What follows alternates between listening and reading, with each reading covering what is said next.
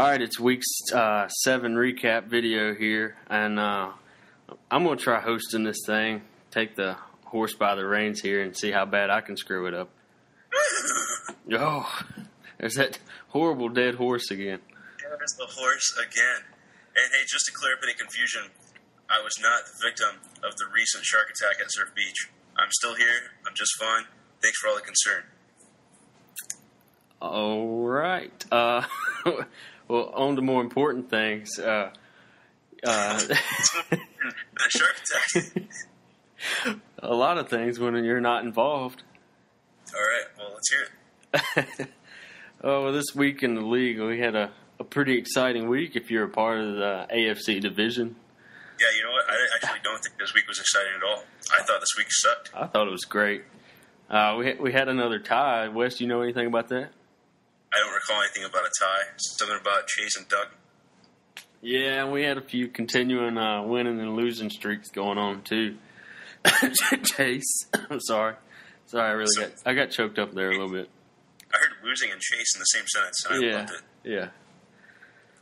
But I got something that I really need to get off my chest. Is it your little pubic hairs growing out again? No, I shaved those. Oh, okay. Yeah. I actually waxed them one time. Nice. How'd that feel? Kind of like Steve Carell. Ooh. Yeah. Sounds painful and bloody. Yeah. But, you know what I'm tired of? I don't actually know what you're tired of. Crybabies in football. Ooh, there's a plethora of those running around. Yeah, I'm so sick of with the latest incident with Brandon Marshall crying because his quarterback got sacked by Ndamukong Suh. Yeah, it's you should expect Suh to pretty much eat at least half of your quarterback in any given game. Suh is a hard-nosed player. He gives 110% every play, and he plays to the whistle. Yeah, I mean, the guy tackled him. Yeah, it might have been a little bit harder of a tackle, but what is Suh? Probably like twice Cutler's size to start with. I mean, what is he supposed to do? Pick him up and put a pillow under him and lay him down? I mean, I'm just tired of people crying. I mean, it's football. You're wearing pads. You have a helmet on. You get paid millions of dollars. Here's my word for Suh. You call the tackle harder, and this tackle is a good way of exemplifying the word that I'm going to use for Suh. I'm going to call him unorthodox. He doesn't play football like you are used to seeing football played. He plays hard, and he will tackle you however he has to tackle you. And he's going to hit you hard. Dude's a warrior. Yeah, he is a warrior. That's just how he plays the game, and I'm okay with that. I mean, you also got, coaches crying, too. I mean, Jim Harbaugh, 1 week removed from crying about or being mad at Kevin Gilbride, the New York Giants offensive coordinator, talking about Justin Smith playing dirty. Then he wants to cry about Seattle being too rough with his receivers. I mean, you can't have it both ways. I mean, yeah, you certainly can't. And bumping around coverage is just a part of the game. Granted, a receiver is a little bit more protected than is your average lineman or defensive player. But when it's just within 5 yards of the ball, it's just being personal, being rough, I mean, that's just part of the game. I mean, the NFL office is already cutting the nuts off the defense. So, of course, the defense is going to have to take their shots when they can get them. I mean, anyways, enough about crybabies in football before I get too upset. Back to more important things, like our amazing fantasy league. What was that? I'm very glad you could get that off your chest. Yeah, it feels better. Almost as good as getting off the chest hair. Anyways, so looking at our standings now, we have 3 teams at 5-2, and Chase changed his name again to Grandma's Breast Milk. That's actually the best kind of breast milk. You would know. I Googled it. It's on Wikipedia, man. Well, you sounded like you were talking from experience. Well, Chase told me, but that's not firsthand. Oh, okay. Very well. So, yeah, we have Chase and Fish, who's 5-2 off of probably the worst performance out of anybody this year. And Marshall, who's still hanging in there, tough at 5-2. And then we got myself at 4-3, all by my lonesome. And then we just have a big, I don't know what the best word for it is. Gaggle, perhaps? Yeah, I was trying to keep it clean, but gaggle, we'll just leave it at gaggle. Gaggle's pretty clean. It's just, it's truncated. Yeah, well, most people kind of add the... Yeah, the other non-truncated version. Right. and then we have Shotgun and Anderson pulling up the rear, as they tend to do, I think. That's probably the best bottom two in any league. Yeah. Just throwing it out there. Kudos to you guys. Stay strong. Absolutely. But like I said, we got a few winning streaks. I'm going to toot my own horn, as you would say, a little bit. I'm 4 out of my last 5. Only loss coming to my brother. So, yeah. It never dies. That's still sore. Lay it on thick, Marshall. Lay it on thick. That's still sore. I think I'm getting my revenge here in a few weeks, though. I hope. Maybe we'll see. Drew Brees will break a leg or something. But, so, yeah, we no more ties for 4th place in the playoffs at the moment, so we'll just have to see how this week holds up in that regard. And moving on to pickups this week. Had a few fairly good pickups this week. I was pretty surprised. Yeah, one really huge one. Chris Johnson dropped to waivers. I know at least 4 of us put in a claim. Of course, Josh, having the highest waiver priority, was able to take the cake there. And not only did he claim Chris Johnson, but he put him in the lineup this week. Yeah, that was by far the move of the week. As far as looking at his lineup goes, I don't know if I'd necessarily call it ballsy or not, but nonetheless, he stuck him in there, and it paid off big for him. Yeah, it certainly did. That could be easily Chris Johnson's game of the year. Yeah, and Jared also had 2 big pickups, I think. He picked up Sanchez, who did better than I thought. I didn't think he'd fall completely flat, but, he did put up a few more points than I thought he did. And he picked up... big ups to Jared for Sanchez. Like, you and I gave him crap for taking Sanchez off the waiver wire prior to Hasselbeck leaving the waiver wire. Of course, it could have been like a strategy play, but he later told us that he just liked the matchup with Sanchez better. And I didn't buy that at all, but obviously, look at the scoreboard. Like, he had a pretty good idea there, and he went with it, and it worked out for him. Yeah, kind of. He still lost, but, Well, hey, as far as that play goes. Yeah, but he also picked up Josh Gordon, which was nobody I would have ever looked at. But, he got 11 solid flex points out of him, which was a pretty good pickup as well. Yeah, Brandon Whedon's going to throw the ball, and he has to throw it to someone. And as long as it's not the other team, I guess. Hey, only since week 1. And Marshall picked up Santana Moss, who turned out a surprising 16 points. That turned out to be a great sleeper this week for Marshall. I remember when he picked up Santana Moss, I didn't see much from that one either. But like you say, like people see these matchups, they think they see something, they go with it, and here you go, another 16 points in a flex position, which is huge. And in retrospect, I liked it. I was okay with it when he did it, but if you really look at the football facts of it all, he is their only real deep threat. If he even is a deep threat, but I guess experience really makes him a deep threat on that team. And RG3 can throw one hell of a deep ball. So yeah, he can, but for the Redskins, I would actually say Hankerson is more of their deep threat. I would say Moss is about like their possession receiver. But you still look at the upside of deep threat versus possession receiver gets more targets. Yeah, but just in that offense, I never see Hankerson downfield. It's normally right now he's kind of filling in for the Garcon role. Yeah, it's normally Garcon and Moss, more Garcon, but Garcon's obviously broke, so you can't. Yeah, who knows the story on that guy? Yeah. All right, so moving on to our recap. First off, we're going to go with what we had at the matchup of the week. Turned out to be not so much.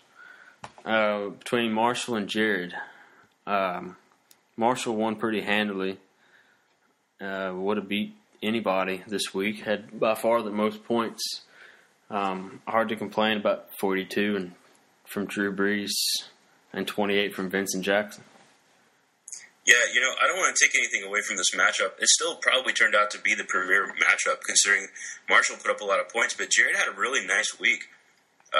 When Marshall can get points like 42 from Brees and 22 from Griffin, that's a lot of points from the quarterback hole. Enough, in fact, that he was able to get 0 between his first and second running backs, and still able to pull off a win like this. This was just a really good matchup, and it just happened to be that Marshall was able to score a few more points than expected. Yeah, I mean, Jared still has the Bears defensive special teams unit holding strong. I mean, they score more than most quarterbacks do every week. Yeah, that's been a huge pick for him, getting the Bears D. And so Marshall comes out on top of that. Looking back, we both picked him to win that. No real surprise for me, I don't think. Although I think the biggest surprise was how many points Jared was actually able to put up for me. Yeah, I think the point value for Jared was about right. The biggest surprise for me was seeing zeros from Maurice Jones-Drew and D'Angelo Williams. Of course, MJD went out in the second play. Yeah. So, still up in the air is what's going to be wrong with him. But, for now, he's out. And for that game, he was out. And so, but being able to put up 2 zeros from your running back hole and still score 146 points is insane. Yeah, it's kind of scary looking forward for the rest of the league. But anyways, moving on to the next matchup between Fish and myself. I once again had very solid play out of the quarterback slots. Can't really say the same for Fish though.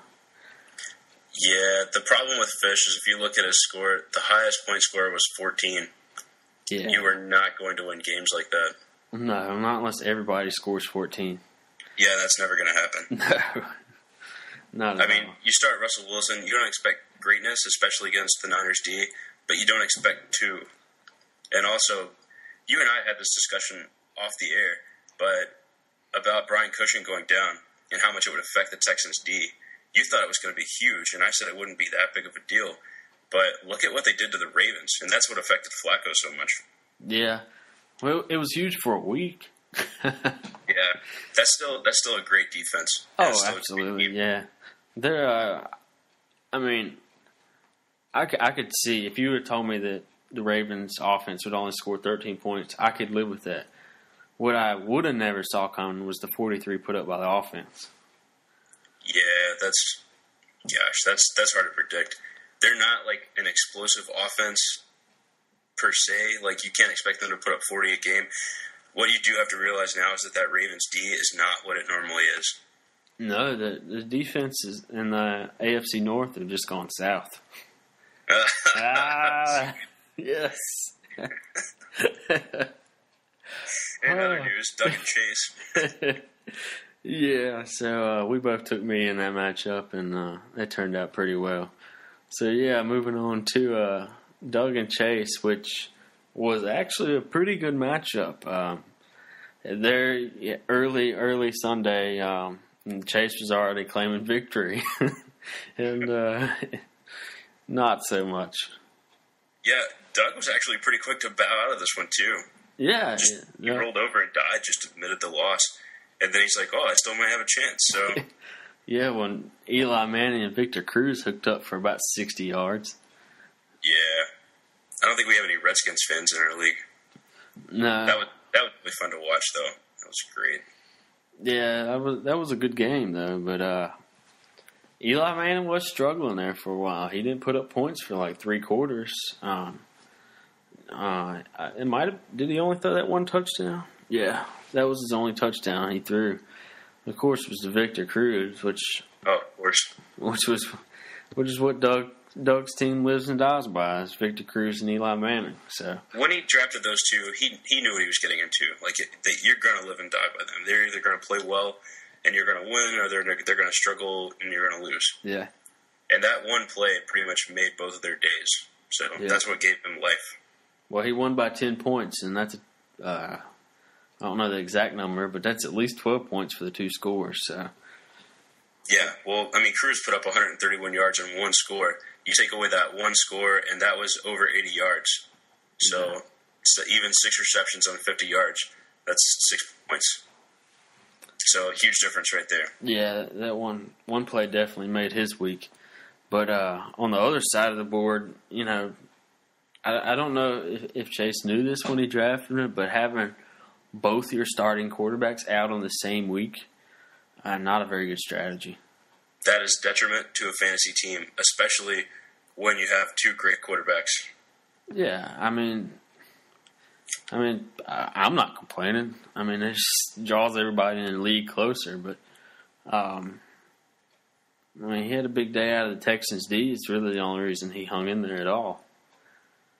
Yeah, it's worth pointing out that he had those same kind of running back struggles as Marshall did, getting 4 points out of Ray Rice, and then not that Ben Jarvis Greenells is a great running back, but only putting up 3 against what's been a down Pittsburgh defense.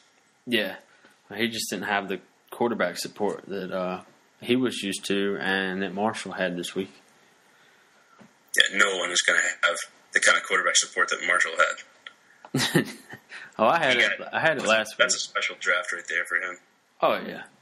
Absolutely. So, we both took Doug on that one, and so far we're 3 for 3. And then we're going to move on to the next matchup between, as you look at on the tab of your computer, Pooh at Ass. This was obviously our mistake for not calling this matchup of the week. Yeah. Although that was a late name change on behalf of Diddley Pooh. So, looking back, had it been Pooh versus Ass the entire time, that would have been the matchup of the week. Yeah. But between Anderson and Josh here, you know, they had, I was kind of in the preview show talking about how ESPN was blowing up Anderson's team with 160-some points. And honestly, if you look at what he's got coming up for Week 8, ESPN does the exact same thing. I don't know if they just have a hard-on for his team or what, but but it obviously he come up about 40 points short. And but I mean, going back to Chris Johnson for Josh, I mean that was it for him. I mean, that's why he won.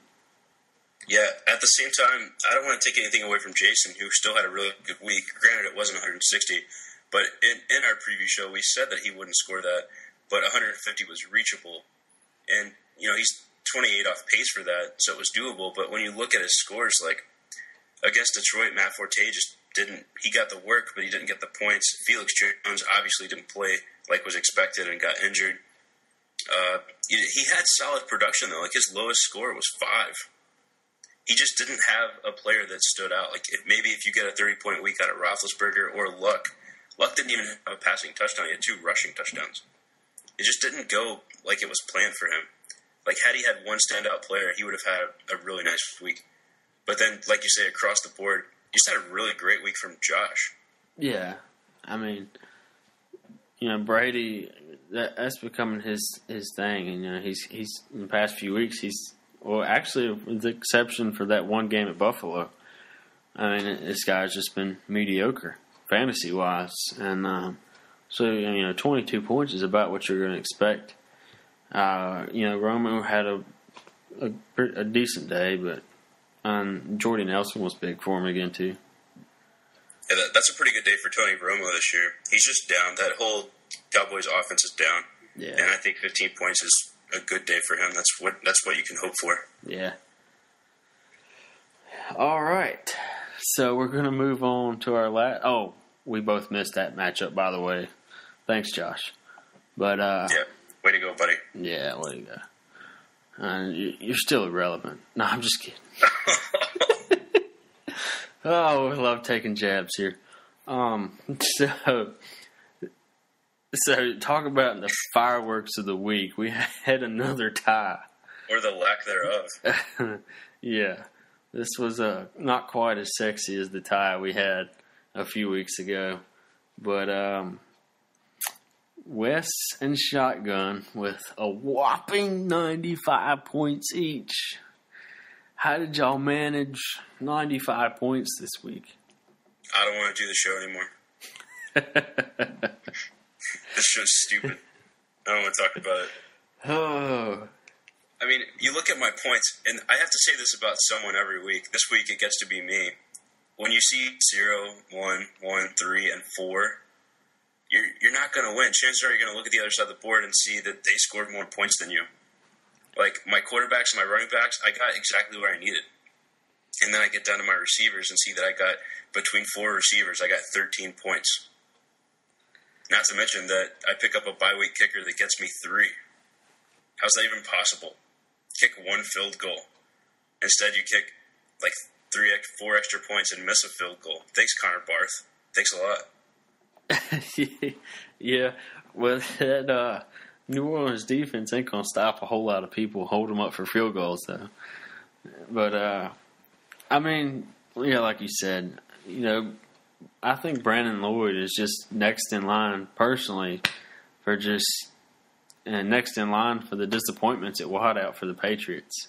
I mean, it's like they bring somebody in and put them on the edge of that offense, and it's like they flop. It's just been an ongoing thing for them. I don't know what Belichick is doing to his wideouts out there, but you know, unless you work on the inside of that offense, it's like, you know, you're lucky to have a good game anymore. I don't think I disagree with you, like, but at the same time, I pretty much do, because last week he had 8 targets. He had 1 catch for 6 yards, but he had 8 targets. Like, the ball's coming his direction. Now, granted, there was some issues of a shoulder injury from last week, kind of lingering over into this week. Everyone thought he was going to be healthy and play fine. He was only projected at 5 points because it was kind of an issue as to whether or not he would play. He ended up playing, saw a decent amount of playing time. It's just that he didn't manage to make the catches. For whatever reason, he just wasn't getting the ball. The ball was coming his way, just not making it worth points. So I think he's going to continue to get targets. I think he's a good receiver. I think Brady's a capable quarterback. So I think he's going to swing back around, and he's going to pick up. But you can't expect a week like that twice in a row. And if that happens, then it might be time for Dumpsville. Yeah. But, you know, we've talked a lot about people having down weeks on the running back side. You had a pretty good one. You know? Yeah, you know, not bad at all. I got to fill in Fred Jackson this week. My first chance to use him since picking him up. Of course, now he's back to health, but he's still splitting time with CJ Spiller. And I said in the preview that I thought he would have a better week than Spiller, which did come to fruition.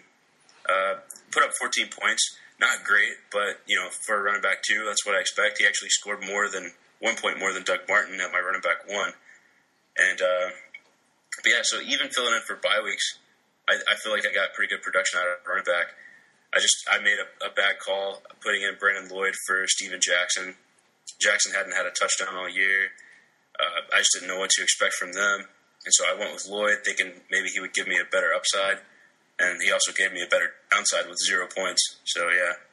Of course, Bryant's, this is my biggest disappointment of the week. Like, He comes out and gets 1 point after the last 2 weeks getting so many targets. His last 2 games, of course, he had a bye in week 5, but he put up 15 against Chicago, and against Baltimore had 13 catches and 23 points. And then he comes out this week and only has 2 catches against a weak Carolina defense. Yeah, not a good game there at all. But, you know, going back to Lloyd, I think, you know, I said he was kind of next in line for just the disappointments out there. Of all the ones they've had in the past few years, I think he by far has the most upside and the better chance to succeed with the Patriots. But really, the main story to that is, you know, Gronkowski took all the points from that team.